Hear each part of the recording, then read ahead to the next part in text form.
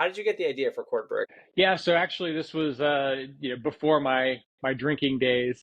Back in 2015, I was in bed struggling to sleep, and my phone cord would always fall off onto the floor, but between the nightstand and the bed, sometimes underneath the bed.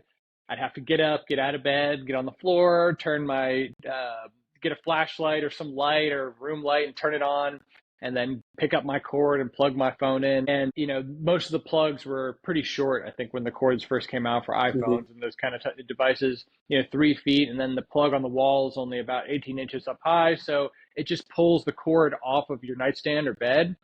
And in my head, I still actually can remember this moment. At least I think I can remember the moment when I thought, you just need like a brick or something like that to put on your bedside. The following is a conversation with Nick Barrett. Nick Barrett's life was a mess as he struggled to find his purpose and suffered from alcoholism. But through legal trouble and divine intervention, he had an awakening and has been on a journey of self-improvement that continues daily. As a result, he founded CordBrick LLC in 2020 and has been growing the company ever since. Recently, he was featured on the Today Show and plans on entering major retailers soon. Before CodeBrick, he actually had zero product development experience, and in year 4, he's earned a utility patent and even won $10,000 and the coolest product honor at the National Retail Federation's conference in 2023. Here's our conversation. Nick, I've got to say, I'm really excited that we're able to take the time and put together an episode today because I've read a lot about your background and I really resonate with your story because I think it's similar to the beginning of my story. Not all of it, but at least in the entrepreneurial sense of kind of trying to find your purpose and really go after what you want. So, first and foremost, I wanted to say thanks so much for taking the time. Absolutely. Glad to be here, Daniel. Awesome. Well, to start out, I have a question. You know, right now you're an entrepreneur, but prior to the start of your entrepreneurial journey, you certainly had some challenges. So, to get into one of those challenges, you struggled a lot with abuse and specifically alcoholism. To kind of drag it back a little bit here, why do you think you struggled with alcoholism? I think it comes down to a feeling of sort of worthlessness. At Hmm. least for me, that was really kind of my default. Um, when I would feel down about myself or things wouldn't go my way, I would kind of take that all the way to the I am a bad person, or I am not going to be successful. I'm not as good as other people, and then alcohol made that kind of go away. As anybody who's had a drink knows, it gives you that warm and fuzzy feeling, and it makes you feel kind of comfortable with yourself. And so, just coming from a sense, this is all in hindsight, right? I didn't know this Hmm. at the time, but in hindsight, I think that's kind of what it was. It was just wanting to change the way that I felt. On that note, you mentioned this is all in hindsight. Say, for example, if you could talk to yourself from 5, 10 years ago, or for whenever you were having the substance abuse issues, what would you tell that version of Nick? Wow, a deep question for question number 2 of the pod That's, here. you don't build a great podcast by asking shitty questions. So we got you picked the right podcast today. I like it. Well, I think I would probably boil it down to the simplest thing that I could. And the first thing that comes to mind for me is a lesson I've learned. Here I am in year 7 of my sobriety journey, or coming up on it very shortly. Um, is that when you practice, whatever you practice, you will become. And Mm. so, taking breaks and taking it easy and not working hard, if you practice that, you will absolutely become that. And if you practice working hard and sticking to your word and telling the truth, you'll become an honest person with integrity who works hard. And it's very difficult when you are an honest person with integrity to not have success. So um, I would say, do you want to have success? And if you do, this is what you have to do. If you don't want to have success, the reason that it won't work is because you will practice doing other things, and whatever you practice, that's what you perfect. I really appreciate you sharing that, and I'm sure kind of not easy stuff to share, especially considering where you came from and a lot that you overcome. But on that note that you just mentioned, a lot of people that are struggling, and unfortunately there are a lot of people that struggle with a lot of issues, substance abuse being one of them. I think a lot of times when they know what they're doing is wrong, but when they look at success, they think of this huge hill to climb. And don't get me wrong, life is a huge hill. Anything great, anything, worth doing in life is going to be a challenge or along those lines. But, as you know, as an entrepreneur, everything doesn't happen overnight. It's really these small incremental changes. So if someone was going with you, say if you were talking to yourself from 15, 20 years ago, or just someone right now struggling with substance abuse, what kind of incremental first step would you tell them so they can get back on that path to success? Yeah, so accountability is a really weird thing. Hmm. It seems like being accountable to other people is really all there is, but I think actually it really has to start with yourself. You've got to start doing what you say that you're going to do. And one of the ways you can do that is kind of make a trick out of it and sort of tell other people that you're going to be doing that thing. And what Hmm. that does is it gives you that social guilt of when you then don't do it, or people start asking you about, hey, did you ever X? And you didn't, or maybe you did. Um, you get some accountability from them, and then internally you sort of end up putting it on yourself. So I would say create some sort of you've got to start somehow, but you've got to Hmm. create the desire to um, you know uh, have something done, and that sometimes can be putting an expectation in someone else's head. It can be the guilt of not wanting to not meet other people's demands. So you can be creative with how you go about that.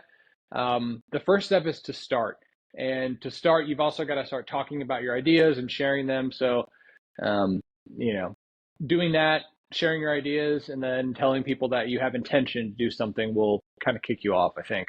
I love that you brought up that point just to start, because I think a lot of times people look at these things, as I had mentioned, as these huge, complex challenges, and things may end up being that. But I think it's so underrated that people don't really consider the fact that all these great entrepreneurs, all these great business people, at some point they didn't know anything. They were also beginners. Like I can't emphasize enough how much it is just to get started. And when you get started, you have to have the expectation to know that you're probably going to suck at it because like you're just starting out. But what can you do? But I think it's underestimated. One, that all it takes is a start, and two, that you know just you have to have the courage to start, and a lot of people, for whatever reason, don't seem to have that courage. So, whoever is dealing with issues or just considering their entrepreneurial journey, I'd strongly recommend have that courage to start. And, after that, see where things fall into place. Because I think a lot of entrepreneurs, when you ask them, what advice do you have? People are shocked when it's so simple, but for whatever reason, people don't want simple advice. But that's a story for another day. So appreciate you sharing that. But speaking of one of the notes that you mentioned, I really like that you brought up accountability in the sense that once you tell other people, you ultimately kind of psychologically may hold yourself to the standard because now it's expected of you. Do you think there are any other reasons why people struggle to escape addiction? Yeah, certainly. There's it's the easy way out, and to be honest, it does solve the problem. If your life isn't that bad, you're getting a temporary solution that you're able to use over and over again. For me, I just pretty much had to quit because I was coming up against serious legal consequences with DUIs. So, Mhm. um, I mean, there's everybody has different reasons, but for me, I can just speak from my own experience, really. Got it, for sure. So to get in a little more of your own experience, I know you said you had reading about your story, you said there were some legal issues and some divine intervention. So, more specifically, how did you overcome your addiction? Yeah, it was that kind of legal hurdle of getting my driver's license back that basically required me to go Mhm. through different parts of the retrieving your license after a third DUI. There's different steps based on, different states, of course, have different rules and punishments. And then you go to court and the legal system, and your lawyer has something to do with it. And what you've done in between your arrests and the court date also has something to do with it too. So there were a lot of variables going into how much time I was going to have to do for a third DUI, which for me was in 5 years. And so a family member of mine had gone through a recovery program. and it had worked for them. And it had kind of been interesting for me to see that person who was very unexpected, at least in my mind, for them to seek help and to admit that they had a problem and to stick with it to that point. It had been, I think, maybe 2 years since that particular individual had stopped drinking themselves. And so, I had known for a little while in my head, or at least had a feeling that I was out of control. I couldn't stop. It was becoming a real problem. It was destroying my life, and I didn't want it to be that way, but I just didn't know how to stop. Mm-hmm. And so the legal consequence pretty much gave me an opportunity, really. I had to wear an alcohol sensing ankle monitor around my ankle I didn't know they had those 24/7. even. That's crazy. Yeah, 24/7, in the shower and everything. And it could tell the difference of alcohol versus water coming out of your skin. So if you had one Really? drink, apparently, I looked it up, it said that other people had been busted for just one drink. And then I had a Wi-Fi thing I had to sleep next to in my bedroom that would literally transmit the report to the Pinellas County Sheriff's Office, where I got my second and third DUI within a period of 6 months, because I was on a real downward spiral there, in 2016 and then early 2017. Damn, talk about negative reinforcement. I mean, I appreciate you sharing that. I had no idea something like that existed. So that's a really neat thing that exists, and I'm happy that exists for a positive purpose, and glad that it was Hmm. able to help you out in your journey. But more specifically to your journey, just reading a bit some about your background, I know one of the reasons that you struggled was due to lack of purpose. How did you find your purpose? I think purpose is a tricky word and question and means different things to different people, first of all. So let me just start off with that. But um, I would say I don't particularly identify with having a purpose myself. Hmm. I would actually phrase it more in terms of, um, I have developed a different sense of the trajectory in which I want my life to head towards. So Hmm. maybe I would rephrase, or use a different word and say, how did I find the ideal that I'm aiming towards? And so I would say through listening to a lot of other people, and with help of AA, and kind of realizing that the reason AA works, in my opinion, is because the group dynamic, and then wanting to go pass the message on to other people and sharing what you've learned. Because, as I listen to all these podcasts like yours, the thing that gets you to really learn something is when you actually don't just listen, but then you go take that out into the Hmm. world and start speaking about it to others, because then they ask you questions and you have to be able to answer those questions. And if you're not prepared with the full depth of the knowledge about it, you're not going to be able to really give a good, thoughtful answer as to why what you're saying is even the case. So you really have to understand something to teach it, right? And so, um, in doing that, I have learned that, well, I guess kind of just that, right? That by teaching something, um, I'm gonna I'm gonna I'm gonna be able to have better understanding of it. So, you know, um, I think that answers your question. I think I see what you're saying. So, some people see it as a purpose, and some people see it as more of how do they want to live their lives or what ideals they have. And the biggest hurdle there is really getting set on your ideals. And once you kind of crystallize those in your head, it makes it easier to pave a path forward. Absolutely. Got it. Agreed. Awesome. I appreciate you sharing that story there. Now, regarding your story specifically, and as you have on your shirt there, you are the founder of a really cool company, and something that I should probably start using with all my wires, but a company called CordBrick. So, how did you get the idea for CordBrick? Yeah, so actually, this was before my drinking days. Back in 2015, I was in bed struggling to sleep, and my phone cord would always fall off onto the floor, but between the nightstand and the bed, sometimes underneath the bed. I'd have to get up, get out of bed, get on the floor, get a flashlight or some light or room light and turn it on, and then pick up my cord and plug my phone in.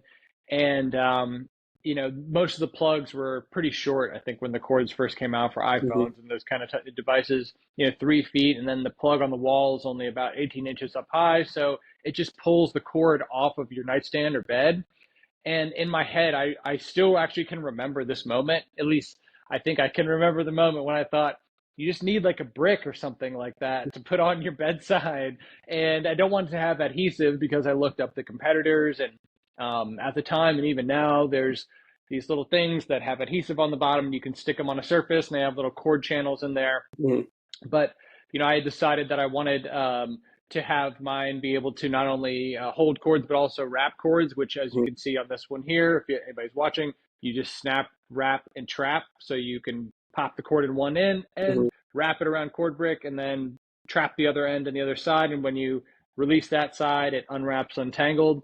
And so then you've got sort of a traveling cord management Mhm. device that allows you to hold cords, wrap cords, and then even stand phones. So that phone standing was something I didn't initially think of, Mhm. but then once developing the product started, um, we figured out sort of that the product could also do that. And so that's another benefit of being able to use it with your phone, because it goes with your phone cord everywhere that you take it. Got it. It's a really innovative and neat little device that you have there. And I like the simple design because it's really versatile too. And I think what separates it from other, maybe competitors is a lot of times when you have an adhesive, it's a pain in the ass to take off and you have to clean the area. So it's nice to have something that's very soft and a bit weighted there. So kudos on that product. But, I know you have zero product develop or you had zero product development experience. How did you develop that product? Yeah, I totally feel like an expert now, but I'm sure there's unlimited amounts of information that I do not still know about Mhm. manufacturing. This is just a very small little project that I've worked on, but trial and error for me has always been something in math and in other science, physics, stuff like that. Sort of see what happens has been my approach. And so I was a little clunky going about this the first year, and so it Mhm. took me about a whole year to start in 2020 to develop the product. I finally have refined that process just a little bit, and I'm still learning quite a lot. But we do compression molding with this product, um, and so we're able to get the cost at a reasonable rate, and so give the product, which is a reusable product, as you mentioned, something that people can use again and again and move and stuff like that. It's made of silicone rubber, so it doesn't like deform or break or anything like that. But I think actually like my non-manufacturing experience brought something new, because if Mhm. you look at the competitors, knowing what I know now about manufacturing, the people who design those products, it seems to me, either they themselves already had manufacturing experience, or people who were advising them, or engineers who were making the product were advising them to make it in a certain way. Mhm. And me, I just pretty much brought like, no, here's what the product has to be. We have to make it that way, no matter what the cost is, into the design process. And so if you're going to make it the way that I made it, it's not ideal to make it from a manufacturing standpoint, given the flat sides of the product. There's quite a lot of friction when releasing this thing from the mold. So that's a little tricky, but it's something we work through. So that's, where my manufacturing experience has come from. And then now it's evolved into 3D printing and making my own silicone molds. And Mhm. now there's 3D printing of silicone and stuff like that. So I'm very excited to see where it's going to go from here.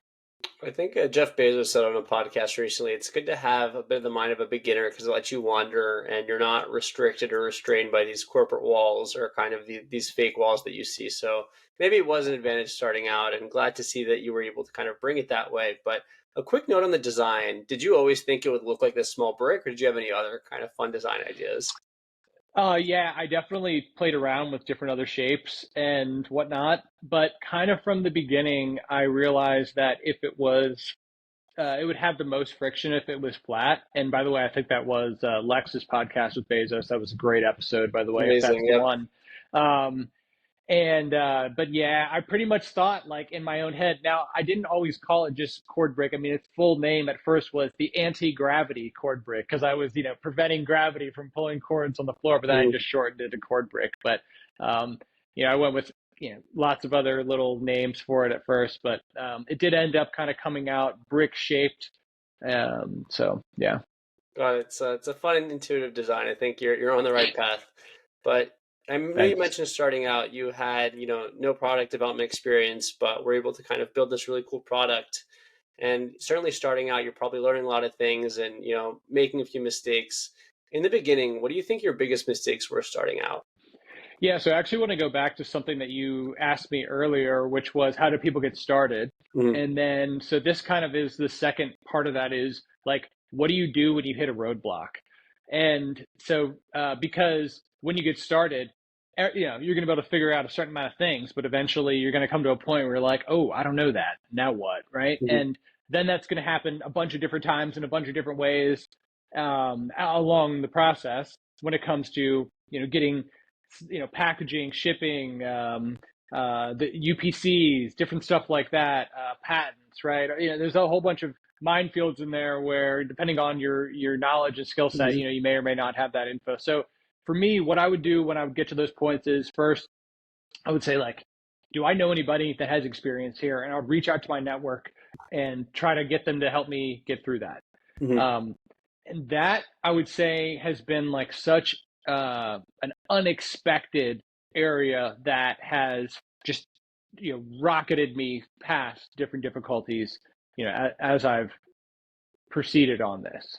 And I kind of didn't expect how helpful other people would be with different connections because they're oftentimes doing it for free. Mhm. They're really not making any money or anything from it as well, besides pointing people in the right direction. Now, that's what I do now when I'm confronted with people who are, um, seeking help themselves, is just try to give them the best help I possibly can because that's what people gave me. So, trying to pay it forward in a way. So it sounds more of the mindset of not so much technical expertise, but having the mindset of just being able to get over these humps, and then more specifically being able to have the vulnerability to reach out to people because there are people out there that are willing to help with this kind of stuff and give back. Absolutely. I mean, you kind of have to be a certain type of person, maybe, but I think being not afraid to just go out there and go ask for help, and then just work through your problem solving process and just don't quit. If you just continue working hard, in my experience, you can work through most problems that you come up against. There's on that podcast episode, I think I forget if Lex or Jeff said there's 1,000 ways to be smart. So you just have to pick one of them and kind of pick your path and get other people to be the other versions of smart. So really appreciate you bringing that up. If you could go back, what's something you would have told yourself on the first? Um, Hurry up, get going. Stop moving so slowly. I think as you move along in year by year. So this is my first company, and I talked to some other people who Mhm. have had multiple companies, and then when they start a new company, it's not just that it's a new company. It's that they bring all the knowledge of the previous companies that they did. Mhm. Almost no matter how unrelated they were, you're going to be bringing in tons of great knowledge about how to move fast and get stuff done and do what needs to be done at that time. Um, I would say, for me, it never having started a business before, I just didn't know what I didn't know.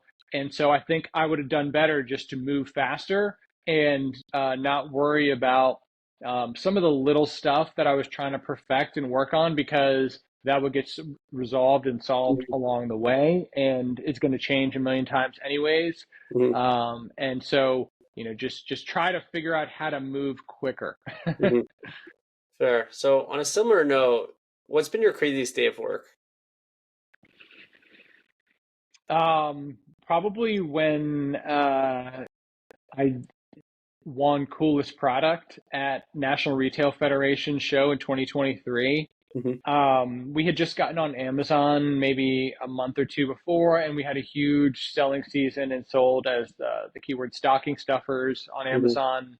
Um, you know, we ended up making 10 times as much as I made my first year in business in 20 which year was that? 2022 that we did in 2021. And so we didn't Mhm. make very much of 2021. So it's 10 times, not that much more. But um, then we won this coolest product award, and it was voted on by attendees. And I think, I had been told at the event that because I was a small company, that somebody else was going to win the award. Mhm. Because usually what they do is they kind of rig these things. Honestly, like someone else that's attending, they get one of their big attendees who they have a lot of clients in. Say Amazon has sponsored someone's booth to come there, and they all vote for that person. But so some people were telling me, don't even try to get this Mhm. award because it's going to go to someone else. And then Mhm. I got the award and I got the cash prize, and I kind of just reflected that night, and I just patted myself on the back and talked to some other family members, and I kind of realized like, in my head, what I had envisioned, like this is really coming true. I mean, I think that was the moment of realization for me. Um, People accept this. People like this. People think it's cool. It's won a coolest product award with a $10,000 cash prize at the National Retail Federation. I mean, how much more legit can you get? For So sure. that was probably it. Winning feels great, and glad that you got the winning moment there. But all winners have doubts and have those dark moments. So, on your entrepreneurial journey, did you ever think of quitting?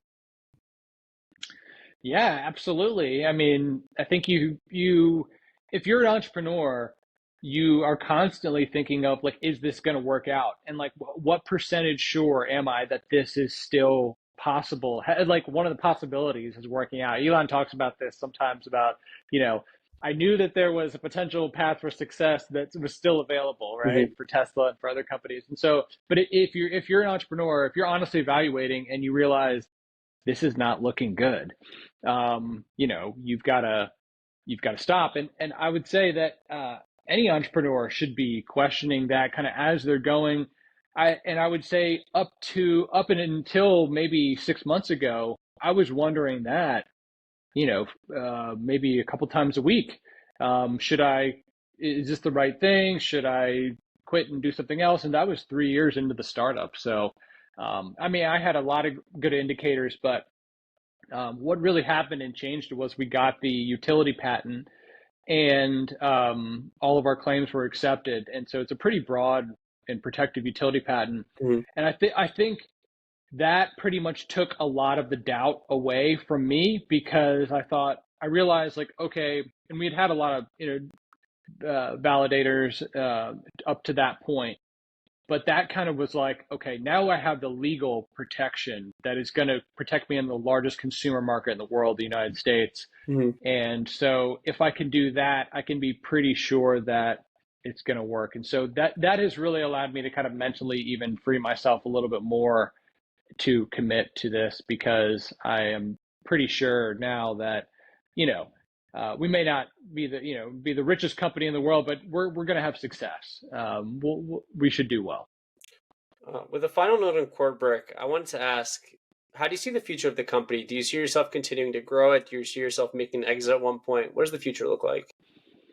Yeah, I think exit's a possibility, but I think that probably we'll have to have several more products. I've got a number of products in the brand line, and then one coming out in a couple weeks, and then a few other ones, kind of related type products that when you see them, you'll kind of be like, oh yeah, that makes total sense for this brand. So um, I think it'll take that before an exit makes sense. Hmm. And we're only our fourth year into the company. We still haven't hit 1 million in sales yet, so Hmm. we've got a long way to go. And I think our peak value will be, a couple years down the road when it may make sense for an acquisition, or an exit. Got it. Maybe you'll have a cord brick for the Apple Vision Pro, and if Apple buys you guys one day, you'll have a bunch of those small kind of white gadgets with Apple logos. So if that happens, I'll definitely have to paste this clip somewhere in the future, and we'll be time travelers. But interesting note on that, and appreciate you sharing some of that. On another note, I saw in your LinkedIn bio there's a line: "Management comes most naturally, but I was born an entrepreneur." Why do you think entrepreneurs are born? Yeah, I probably need to update that line because I'm not sure I'm a great manager, actually. Um, but I think the part that you mentioned is pretty accurate. Hmm. So first of all, I'll just say like there's different personality and behavioral things online that are free that pretty much anybody can go and take. So go and take those, and I come out as an entrepreneur every time. Hmm. So that is the first reason I would give for that. But second of all, um, just because talking to other entrepreneurs, I really seem to I vibe with them, right? I understand what they're talking about. They seem to get me as well, Hmm. and the way I see things. Um, I am a perfectionist. I really like Hmm. to do things my way. When I was working at other companies, even if the boss said something was okay, or my boss or the Hmm. owner of the company, even if I didn't think it was good enough, I would go back and keep working on it even after approval, which wasn't always appreciated by the boss who was paying me then for spending more of my time on Hmm. whatever it was. So I've kind of always had the I want to steer the ship mentality. um I think that if you look at Silicon Valley entrepreneurs and you hear people and venture capitalists talk about them, you will hear that there are common characteristics of these people. They're open, they're compassionate, they're humble. Not to call myself humble or put Mhm. myself in the group with any of those people, but it seems to be that those people have a lot of things in common.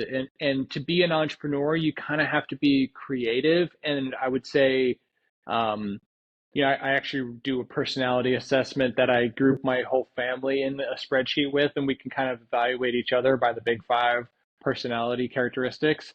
And so some people I know to be less creative, and they test lower on, openness and openness to experience. So I don't think it's really something you can choose. Maybe I don't know whether it's nature or nurture, but I think at a certain point, people are either like that or they're not. So. Got it. Do you think there's a possibility that entrepreneurs can be made as they advance through their careers, or do you think it's more innate? It's not that.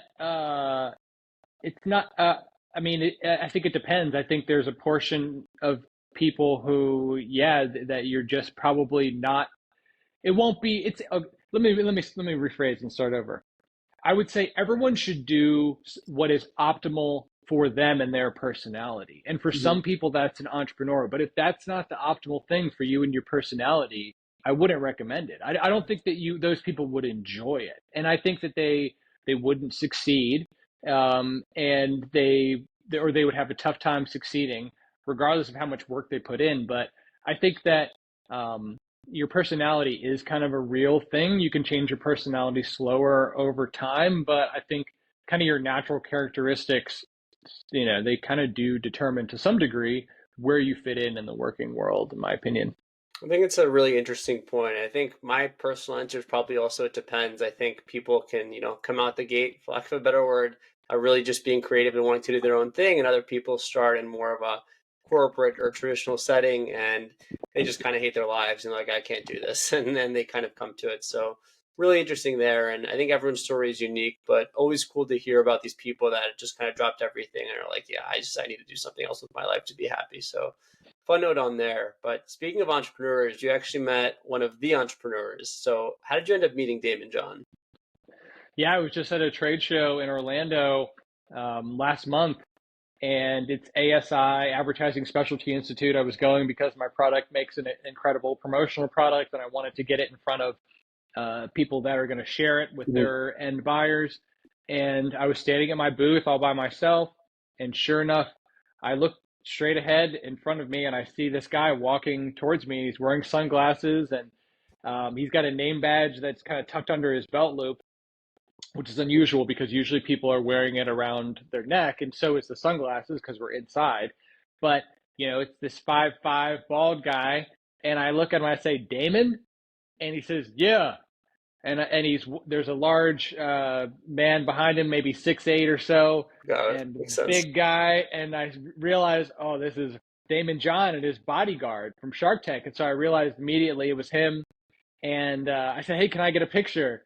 And he said, yeah. And the bodyguard, presumably the bodyguard, said, hurry up. And so I handed my phone, and I Mhm. go over and stand next to Damon. I got a photo of us, and I'm whispering in his ear during this photo, hey, you got to check out my product. Come over here. Mhm. And so he's like, what do you got?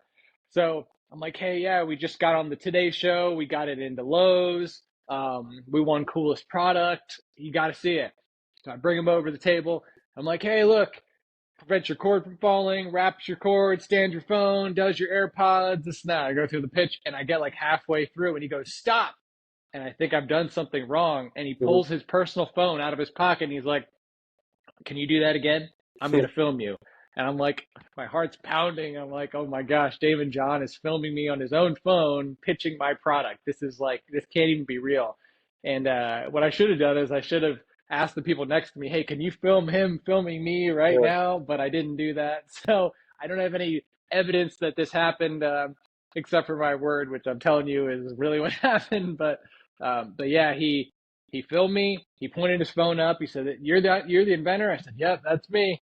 And then he just kind of walked away. And so I don't even remember if I gave him a sample or not. I can't Mhm. believe it. So I didn't get any of his information.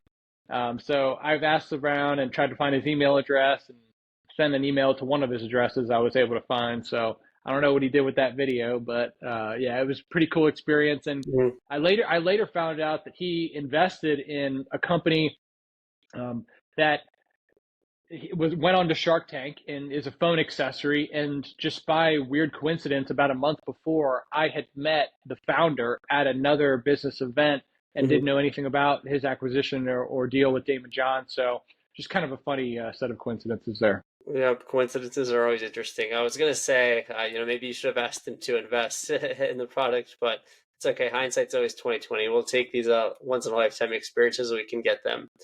But on another note, you do a lot of work with entrepreneurship, and as you just mentioned, you had a really fun Damon John story. Who's Nick Barrett outside of work? Yeah, so I started working when I came out of college. I switched my major from engineering to recreation park and tourism Hmm. management because I wanted to sell fun. That was my idea. I was like, I didn't want to do math. I Hmm. wish I had kind of gotten an engineering degree now, but There's yeah, always. I wanted to do like recreation. I've always enjoyed like adrenaline pumping experiences, so I became like a kite surfing instructor and just do it in my spare time. Have a stand-up paddleboard, like to spend time outside. And I would say actually, not unlike most people, family events and spending time with family. I mean, we do a family beach trip. Some years we've done it the last three. We're not going to do it this year, but we call it Barrett Beach Week. Mm. And so, get out there and all hang out together. And for the people who still drink beers, they drink a lot of beer Mhm. and throw some cornhole and stuff like that. And so, yeah, um, that that is me in a nutshell, hanging out, having a good time, man. Got it. I'll have to. My last name is Blumin, so I might have to steal Blumin's Beach Week if we do that. So I appreciate you giving me that idea. But nice to see some of the stuff you're involved in outside of work. On a funnier note, if say your life was turned into a movie, what actor would play you? Oh man, shoot. Well, when I was younger, people used to say I look like Tom Green, but he's a bit of a goofball. I happen to like Tom Green. I think he's a pretty funny guy. But um, ideally, Bradley Cooper, man, Philly guy, Mhm. good looking guy. And then maybe Jennifer Lawrence could be the love interest. That would be great. Got it. Okay, interesting. We'll have to. Didn't they? Wasn't there a movie with her as the love interest and him as the lead? There was They've got several together. Silver Linings Playbook is the one maybe you're thinking of. I think so. Great, Yeah, great flick. interesting. So we'll have to same actors, but rephrase the plot. So really Yeah. interesting note on there. I think if you got the haircut right, we could definitely get that happen. So hopefully Bradley's listening. But on a bit of a parting note here, I know that you've certainly had your fair share of challenges, but you're doing really awesome things now, and you're someone that knows both sides of the spectrum. Being really down on yourself and being really happy. Do you have any happiness hacks that you use sometime when you're still going through those down periods? Oh, absolutely. Gratitude first and foremost. I mean, whenever I'm feeling bad about myself, I'm just not being appreciative enough about what I do have. Hmm. And that's just the simplest things, but really you can go up from there. And then the other thing I do is I try to pay it forward somehow. So Hmm. one thing I haven't mentioned is I've got a mission with CordBrick, and that mission is to build something.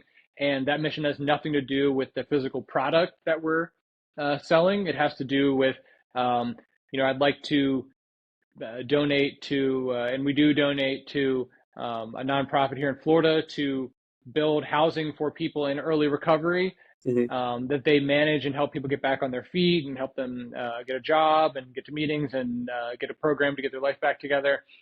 Because I was there and I was fortunate enough to have housing, but many people are not.